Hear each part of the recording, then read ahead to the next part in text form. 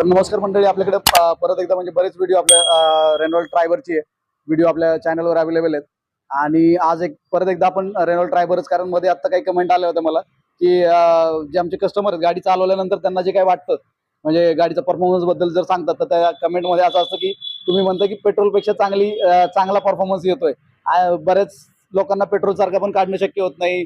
Maruti Ertiga वगैरे आहेत किंवा मारुतीच्या काही सीएनजी कंपनी फिटेड गाड्या आहेत, त्यांना पण शक्य नाही पेट्रोल सारखं आणणं. तुम्ही कसं काय म्हणता की पेट्रोलपेक्षा बेस्ट येतो? तर असं कस्टमरचं बरं आपल्या कमेंटमध्ये जे काही व्ह्युअर्स आहेत त्यांचं म्हणणं असतं. तर आज मला सांगा, आपण फिटिंग क्वालिटी तर दाखवतो, पण फिटिंग जो गाडी चालवली परफॉर्मन्स कसा वाटला मला ते सांगा.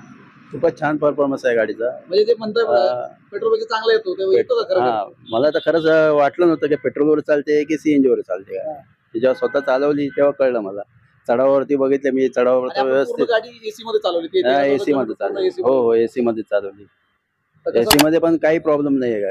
व्यवस्थित एसी पण चांगला चालतो त्यात आहे. बेस्ट. आणि काय दबत नाही गाडी आहे जी व्हायब्रेशन होते, व्हायब्रेशन पण नाही काय मला वाटलं. म्हणजे पेट्रोलवर होतं ना थोडं थोडं, पेट्रोलवरती थोडंसं वाटतं, चढावावरती वाटते. लोकांना खरं वाटत नाही, पण हा ऍक्च्युअल फॅक्ट आहे.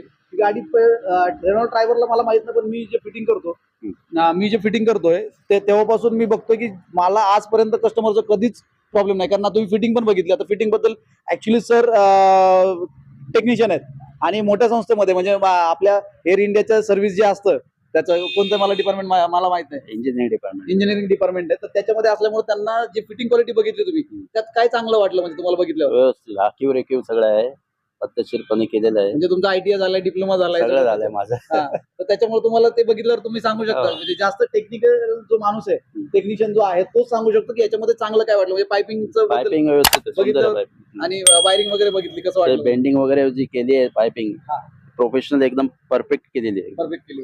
आणि बाकीचं फिटिंग वगैरे कसं दिसतं? फिटिंग वगैरे सुटसुटीत आहे. एकदम व्यवस्थित. काही कुणाला अडचण झालेली नाही. ते कुठल्याच पार्ट काढायचं म्हणलं तरी काही प्रॉब्लेम नाही. हो. कारण बाकीच्या लोकांना कसं आहे, आपण गाडीचं परफॉर्मन्स विचारू शकतो, परफॉर्मन्स बद्दल विचारू शकतो, पण जे टेक्निशियन आहेत स्वतः आणि चांगल्या मोठ्या संस्थेमध्ये, त्यांना बघितल्यावर लगेच कळतं की काय फिटिंग क्वालिटी. तर सर, आपण आता सरांनी फिटिंग क्वालिटी बद्दल आल्याला मला सांगितलं की फिटिंग एकदम भारी झाली आहे. आणि चालवल्यानंतर जे मागाशी बोललं ते मी त्यांना म्हणलं की अशा कमेंट येतात, आपण ते एक सांगू की परफॉर्मन्स येतो का नाही खरोखर, नाही का? म्हणजे तर तो एक आपला डाऊट क्लिअर झाला की परफॉर्मन्स येणार याची गॅरंटी आहे. ट्रायबर मध्ये 1000 cc जरी असलं तरी आपण चढ वगैरे सगळंच होतं आपल्या ट्रायलच्या रूटवर. सगळे चढ आहे, उतर आहे, सगळे स्ट्रेट रोड आहे. तर अशा प्रकारे सगळं गाडीचा तुम्ही आता परफॉर्मन्स सरांकडनं ऐकला, फिटिंग क्वालिटी बद्दल ऐकलं. गाडीची फिटिंग क्वालिटी दाखवतो, आणि पाठीमागं सीट आहे ते सर बसून पण दाखवतील की किती जागा वगैरे राहते. आपण मध्ये पण एक जे लोकांना वाटत असेल तर मध्ये एक माणूस बसू आणि रिअरला पण बसू. म्हणजे दोघं, आता निखिल आमचा आहे तर त्याला मध्ये बसू, तुम्ही रिअरला बसा. म्हणजे आपण दोघं पण आपण ते पण बघू की सीटचं अल्ट्रेशन. मेन म्हणजे कंपनी फिटेड. मला आता काही फोन आले, कंपनी फिटेड गाड्या घेतलेत पण सीटचं अल्ट्रेशन तुम्ही करून द्या, असं मला काही फोन आले आता.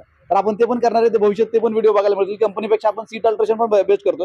पुढचं फिटिंग तर बेस्टच आहे, कंपनीपेक्षा बेस्ट करतो. आता रेनॉल्ट जे रेट्रो फिट करून देते त्याच्यापेक्षा आपण बेस्ट करतो. आता आपण गाडीची फिटिंग क्वालिटी बघू आणि सीटचं अल्ट्रेशन कसं झालं ते पण बघू, म्हणजे त्याचं फिटिंग क्वालिटी. हा आपण इंजिन बे बघतोय. या ठिकाणी ECM, पाठीमागं रिड्युसर लावण्यासाठी पण आपण फॅब्रिकेटेड ब्रॅकेट बनवतो. त्याच्यानंतर ही पायपिंग, या ठिकाणी इंजेक्टर रेल लावण्यासाठी आपण फॅब्रिकेटेड ब्रॅकेट बनवतो. ही आपली कंप्लायन्स प्लेट. वायरिंगचा पार्ट बघायचं झालं तर हा सगळं वायरिंग जी आपल्याला दिसते ब्लॅक कलरची, ती सगळी आपली वायर आहे. म्हणजे इथं या ठिकाणी वगैरे दिसते सगळं. या ठिकाणी इथून आली आहे ही, इथं आतमध्ये छोटी दिसते ती मॅप सेन्सरची वायर, आणि पाठीमागं आतमध्ये चालली आहे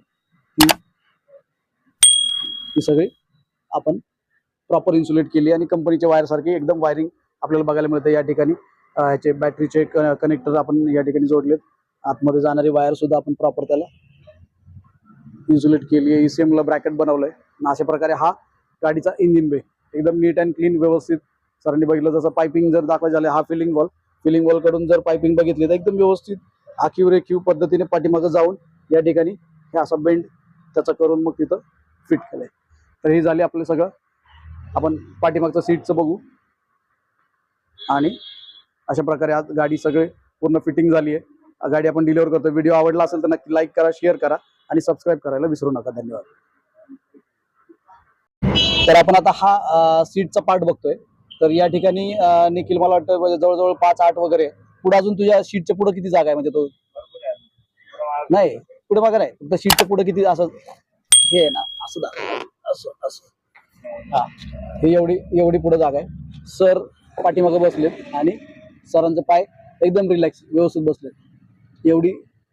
एवढं जागा आहे म्हणजे पाठीमागं बसलेत आणि हा पुढे बसलाय. म्हणजे हा जर थोडासा आणखीन पुढे घेतला तर मागं 2 मीडियम उंचीचे माणसं आरामात बसू शकतात. हे थोडंसं अजून जर पुढे आलं तर भरपूर पुढे आहे. म्हणजे पाठीमागचं पुढचं सीट पण ड्रायव्हर सीटला पण भरपूर जागा पुढे आहे आणि या ठिकाणी पण आपण ठेवलेली आहे आणि पाठीमागं पण व्यवस्थित म्हणजे अशी 3 माणसं. तर हा झाला सीट कसं बसता येईल वगैरे त्याचा पार्ट झाला. पाठीमागून पण दाखवतो. तर या ठिकाणी हा 60 लिटरचा टँक बसलाय आणि सर जे बसलेले आहेत एकदम व्यवस्थित पाय वगैरे ठेवायला असं इथं व्यवस्थित जागा आहे. परफेक्ट.